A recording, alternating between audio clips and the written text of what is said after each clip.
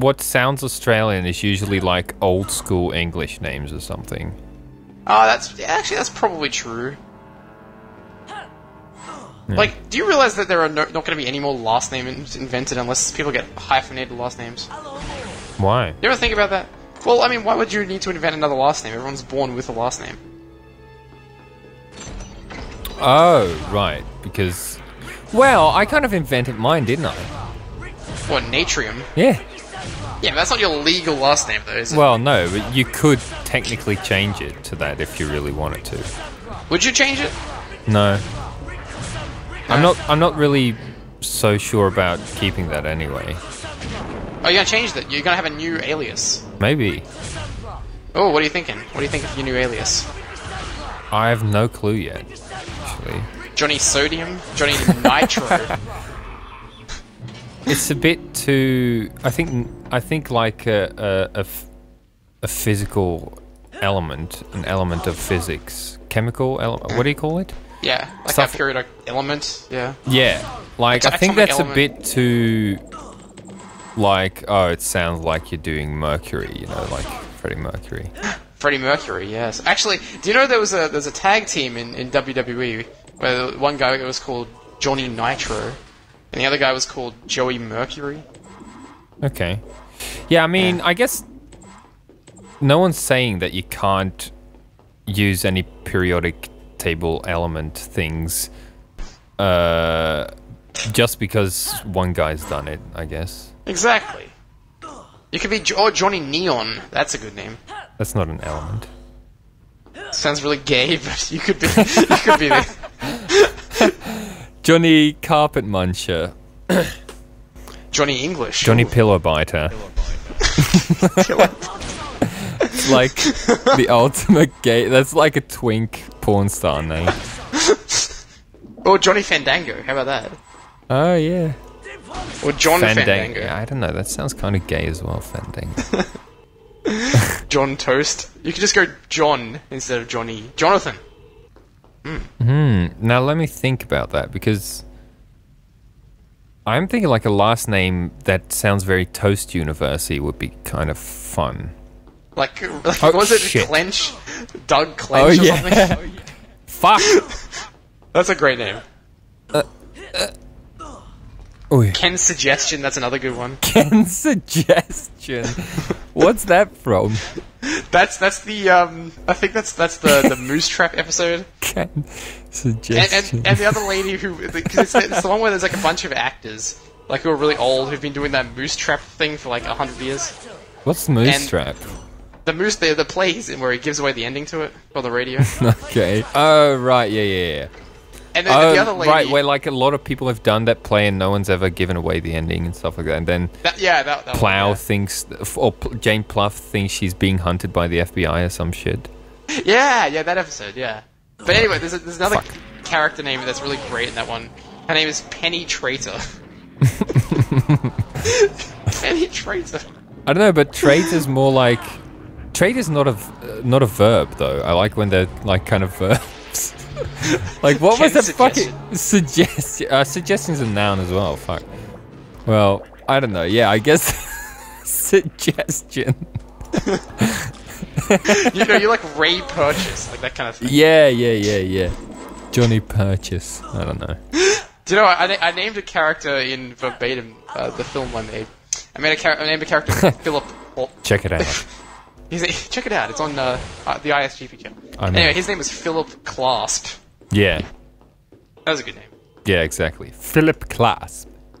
Clasp. C-L-A-S-P. That's right, you did the voiceover for it, that's right. Yeah. That was good, that was good. Good. It's fun. You've got a good voice for radio, has anyone ever told you that? You got a face for radio. A face for radio? You've got a voice for television and a face for radio. Yeah. Fuck, where's... Damn it. Penny Traitor. You know, I think, as I don't think voice for television works. Nah. What does that mean? Or it just means that you should be a voiceover actor, I guess. Yeah, I'm currently writing a thing at the moment, actually, that will get adapted into a long-form web series, eventually. Not by me, like someone will pick it up because it's so genius. But I'll tell you, writing character names is very difficult. It should be fun as well, though. It should be. Like, I've come up with a few good names. Like I'm trying to come up with like the few good men. Like one that's like names that aren't as like generic as like first name, last name. You know, like I always like it. You know, when there's characters whose names are sort of left ambiguous, but you identify them by a particular, like by their job or by some trait or something. You know, those kind of things. Right. Like in Verbatim, we had a character called the Journalist. Like, we didn't know what his name was, but he was called the Journalist. Yeah. So in this thing, I've got a character whose name is the Man in the TV. Right, but do they ever refer to him as the journalist in the movie, though? No, no one refers to him as such. But then again, no one really. Fuck. Oh, actually, yeah, I think they do. I think they do call him. They call him. They don't really say he's the journalist, but they refer to him as like, you know, a journalist. Yeah, because otherwise it's just like, because they do that in a lot of movies, right? It's just like in the credits, they just credit them as the journalist. They just credit him as like journalist A, B, or like number 1. I don't know if I can remember. One name I came up with for Verbatim that is never mentioned in the movie, but it's in the end credits of one of the episodes. His name was like Chris Innuendo or something like that. his last name was Innuendo. I thought that was quite funny. Yeah. Charles Innuendo or something like that. Like, those kind of names are funny last names. Like, names that are proper names, like words. You call him Doug Entendre. Doug Entendre. Well, we had a character once called Doug Graves. No, we got 100% on the exam. Oh, that was perfect. You ever heard of that? Doug Graves? No. It's like a pun, like he dug graves. Oh, yeah, stuff like that. I hope you're prepared for your final exam, Miss Granger. Oh, fuck off with these final exams. Thanks to the time turner you lent me. Thanks to the time turner that makes me an all-powerful god, pretty much. 5 challenge shields to earn a perfect score. Thanks to the time turner, I'm now a millionaire. Because of rigged horse racing. She bet on the Quidditch. No. Yeah, you can literally do that. Yeah, why doesn't she do that?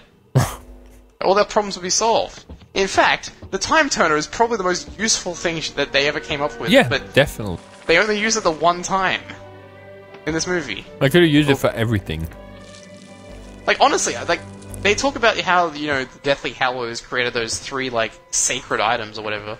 You know, 3? The cloak of invisibility, the ring, or whatever it was. Or Wait, they created them? Yeah. I thought they already existed and he just sort of fused his soul to them, but yeah, I don't know. Wasn't it like that there was 3 brothers and like they did something and this guy, like this magician guy or something said, you know, what do you want? You know, and one guy's like, I want to be all powerful. They're like, oh, well, you can get this thing, and the guy's like, oh, I want a shield or sword or something. You get the sword, and the other guy's like, well, I just want to stay out of trouble. Like, oh, you can have the invisibility cloak. It's like with the Lord of the Rings or something. No, I tell you what it's like. It's like like some kind of like Bible tale or something. Oh, is it? Yeah, I guess. Because, like, in Lord of the Rings, it was like, you know, no. they gave you know the dwarves these rings, and then, they gave those guys these rings, and one ring to rule them all. Now I sound like someone who knows anything about Lord of the Rings, which I really don't, because I think it sucks. Go on. Yeah, I've only watched them one time, but anyway, it's like Wizard of Oz, you know? The guy, the Scarecrow gets a brain, the Tin Man gets a heart. I mean, that's not really like a big upgrade to ask for. It's more like they were missing something and they just got replaced, right? It's not like, wow, look at me, I've got a brain. I mean, he seemed pretty smart for a guy who didn't have a brain in like the first like 2/3 of the movie. I guess so. What was he played by? Some random white guy. They were all random white guys. Well, except the Wiz, of course, that version of it. Oh, the Michael Jackson version. And what's the other one's name? The Return to Oz. Who's that woman? Diana Ross. She was in it too, right? Actually, speaking of, did you ever see Return to Oz? No. I didn't see The Wiz 80s? Either. Not- Return to Oz. Let me tell you about this movie, Return to Oz, if you haven't seen it. It's a sequel It's that, like that the was made... HBO show, like the prison No, show. no. Return It's to Oz. literally a sequel to Wizard of Oz that took place, or was filmed, 50 years later, and it's so, like, dark and disturbing. It's like like one of that. those, like, you know, like Labyrinth, remember Labyrinth with David Yeah. Bowie? It's kind of like that. Fucking That kind of reminds me weird of the style. babe. What babe? Babe with power. What power? The power of voodoo. Hoodoo, you do. Remind me of what? The power of the babe or something. I should say Deporto. It's Donald Oh, Trump's here we favorite. go again with you and your Deporto. It's Donald Trump's favorite spell, Deporto. Oh! Yeah, he's like... I wouldn't fucking...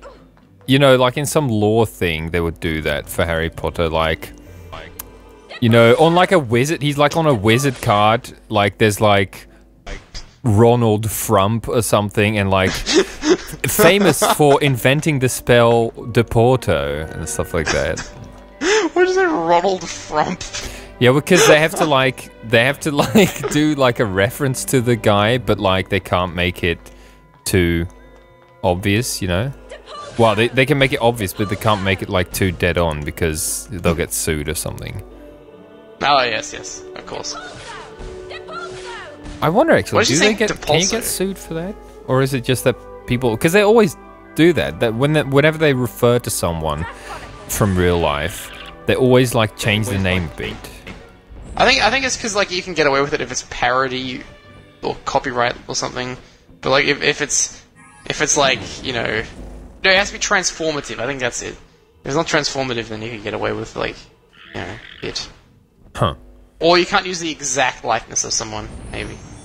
Oh, right. Yeah, it's like the likeness of people you can't do. Yeah, I'm trying to think of like an example actually. Hang on, what was Sorry, that?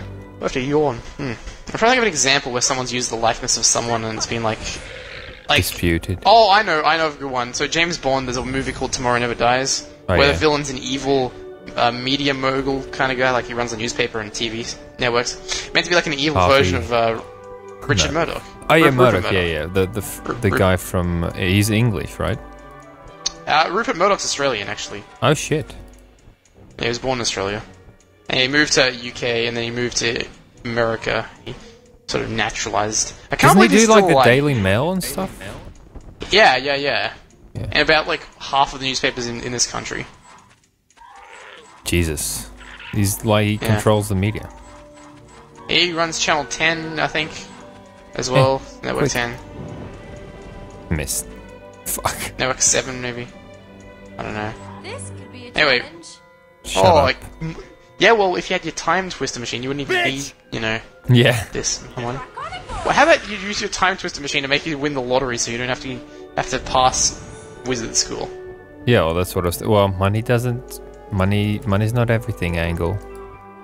Not when you've got it, Johnny. Not when you've got it, but when you don't have it then it is everything? Yeah, I guess that's for a kind lot of people. Yeah, when you've got it, it doesn't mean anything, but when you don't have it, you really want it.